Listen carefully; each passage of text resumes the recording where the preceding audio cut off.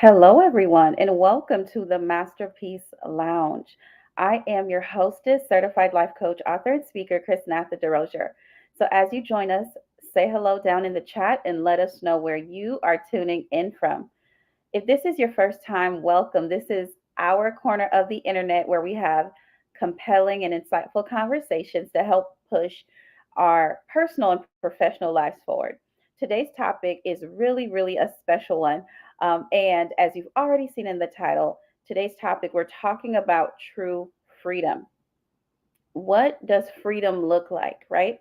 And so that is relative. So we all may have a definition of what freedom looks like for us. And we're going to talk about what that could look like in different aspects of our lives. All right. And so we're going to be talking about freedom. And at the end of the day, nothing can compare to having and feeling true freedom in different aspects of our lives. So we're going to jump right in.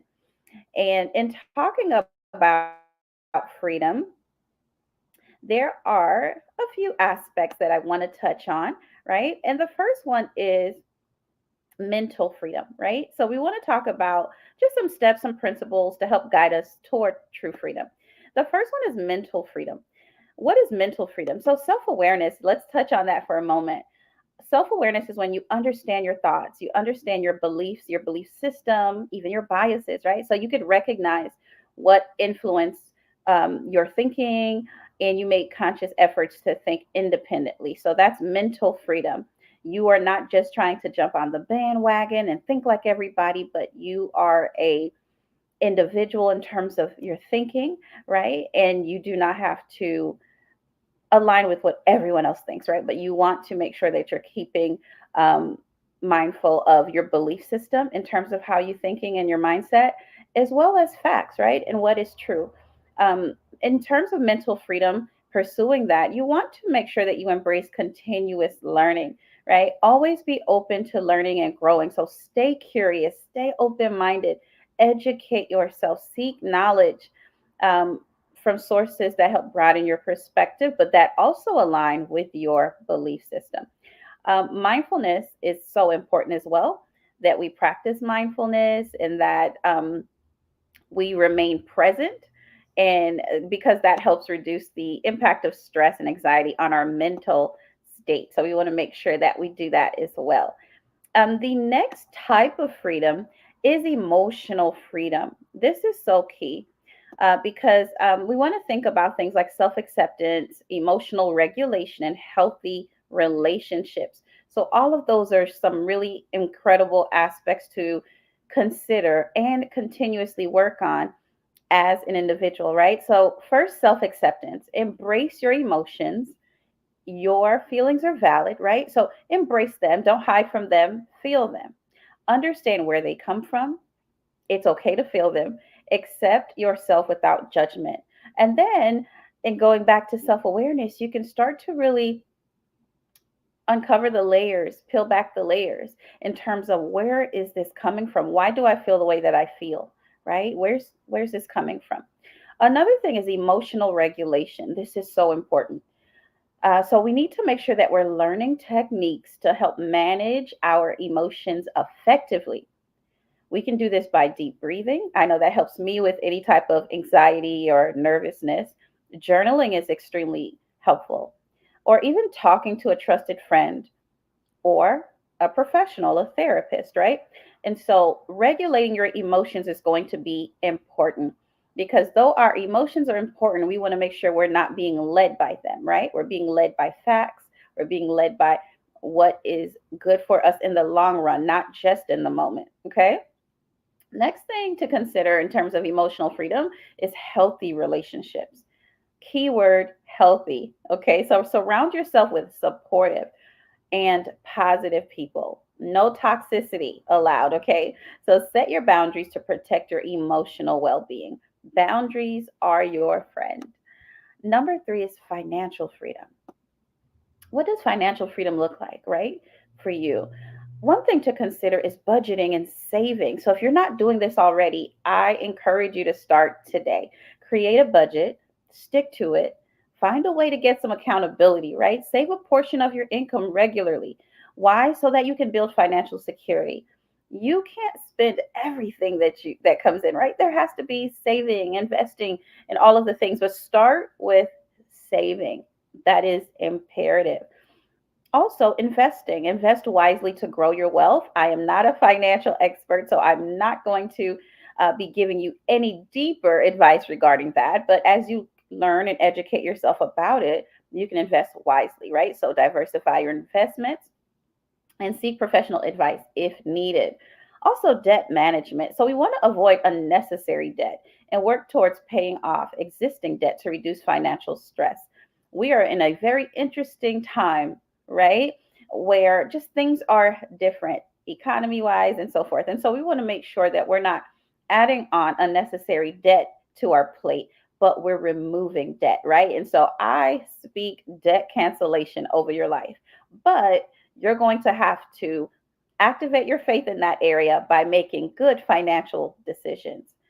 Another form of freedom is social freedom, right? What does that mean? So, authentic connection. So, I want you to build genuine relationships based on mutual respect, mutual trust, and avoid relationships that drain your energy. We are not signing up to partner with any type of energy vampires, okay? Now or ever. So don't get with or partner with anyone that wants to undermine your self worth. We are not doing that. We are better than that. We know who we are, right? And so we're not accepting that type of relationship partnership. Next thing is, in terms of social freedom, is community involvement. Are you involved in your community? Is there causes that mean a lot to you? If so, engage with your community, right? Contribute positively. Some of us are extremely busy, so we may not be able to give as much time as we'd like, but find a way that works for you and your schedule, right? Or carve out some time, right, to volunteer. Because volunteering and activism can provide a sense of purpose and belonging for you. And so I also want to encourage you to set your boundaries. So, what does this mean? I want you to assert your boundaries and respect other people's boundaries, right? Learn to say no without feeling guilty. So, here's the thing, you don't have to explain your boundaries to people, you just are expecting them to respect it, right? You don't have to explain, they don't have to agree. Your boundaries are for you, okay? And they are for you. Next type of freedom is spiritual freedom. What does this mean? Inner peace, right? Seeking inner peace through practices like meditation, prayer, spending time in nature. I, for one, I am a lover of Christ. And so inner peace for me is being sensitive to the guiding of the Holy Spirit, um, cultivating my prayer life, right? And so also a sense of purpose and meaning. So what does this mean? You can just discover your purpose or activate or operate in your purpose and what gives your life meaning. How are you purposeful right now in your life in the space that you're in, right? So how can you be of purpose where you are? So I don't want you to consider it or think about it as something that you have to find, so to speak, but it's something that's being activated even now, not on some big stage, but how do you treat the people in your life now? How do you show up for people now? How do you encourage them now? Right? How do you help to speak life into people now, where you are at work, at home, in your community, in your small group, right? How do you do that now? Not just waiting for all the lights and cameras, but how do you do that now? Because it's what you do in private is what will be displayed in public, okay? Engage in activities that align with your values and your passions. Also, spiritual freedom, part of that is letting go. This could sound easier said than done, but letting go is so amazing. So, I want you to practice letting go of past grievances, regrets, fears. We're going to have to forgive some people, get that stuff off of us, some stuff from the past. Not that it's not valid and it didn't happen, but it no longer has to have a hold over your life, right? You can change your story. And so focus on the present and the future possibilities. Acknowledge what happened in the past, unpack it, but let's focus on the present and let's think about what the future holds for us. Personal growth. This is another amazing type of freedom, right?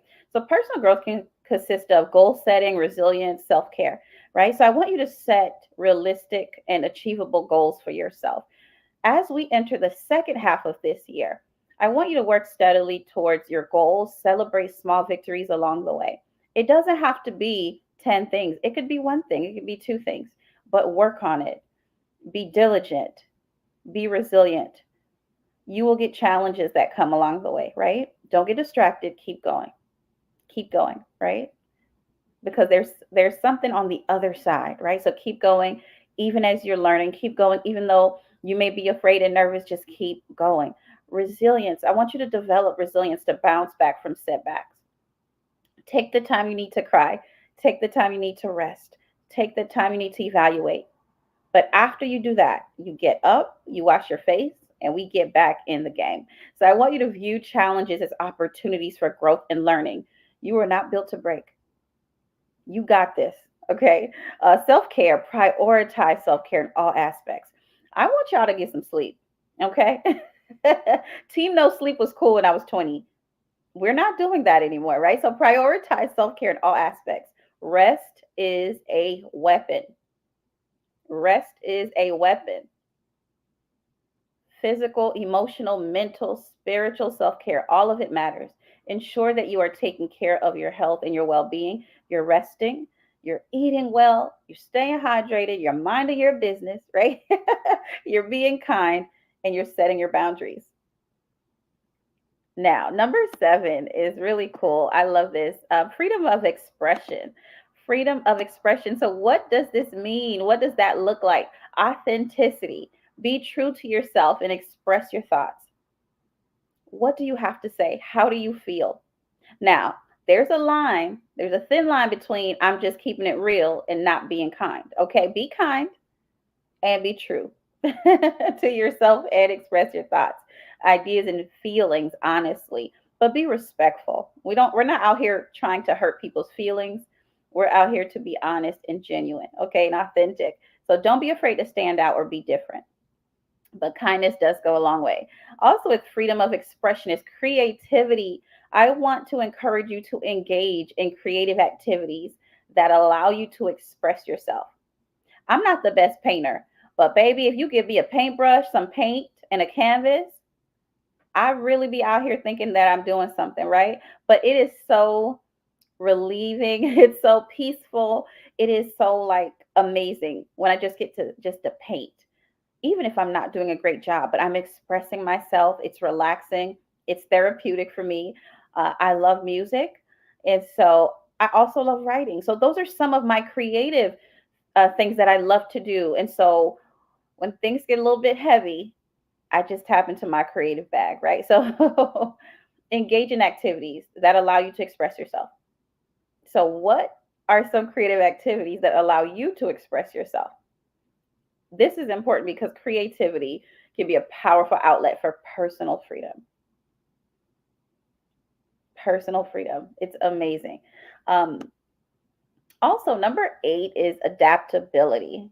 Embrace change. I know that we're creatures of habit. I'm guilty of this too. Be open to change and be open and adaptable in the face of new circumstances. Right, flexibility can help you really navigate life's uncertainties with greater ease. I happen to have a bit of a type A personality personally. And so I like to have a schedule, a plan, go exactly as the plan says. But I know very well that that isn't realistic in terms of life. I can have a plan, right? Because we want to make sure that we're being proactive and intentional, but life happens sometimes. And so how can I be open to adapt to what's happening right now and the when my circumstances change? I have to be adaptable. I have to, right? So think about lifelong learning. Keep learning, keep evolving, embrace new skills. It's not too late. You're not too old, right? To learn something new, to do something differently. What are some hobbies that you used to like? What are some new hobbies you want to try? What are some experiences that you've dreamed about, but you've been a little nervous to really get into? You can still do it. Expand your horizons. And so these are just a few different elements and aspects of what freedom looks like in different aspects of our life. And I want to encourage you to really tap in, get excited about life, and embrace true freedom. And personally, I couldn't end this segment without just sharing and highlighting a little bit more about, for me, true freedom. Embrace the love of God. Invite Him into your heart if you haven't. That's true freedom. But there's so many different elements of our life where we can truly just embrace that freedom. And so expand your mind, be open. I'm excited about your journey. Let me know how you are doing. Again, let's connect on all social media platforms if we haven't already. I'm super excited to always hear about your progress. And let's stay connected. Thank you guys for tuning in today in the Masterpiece Lounge. We always have a great time here. And I will see you again very soon. And until then, be well. Take care.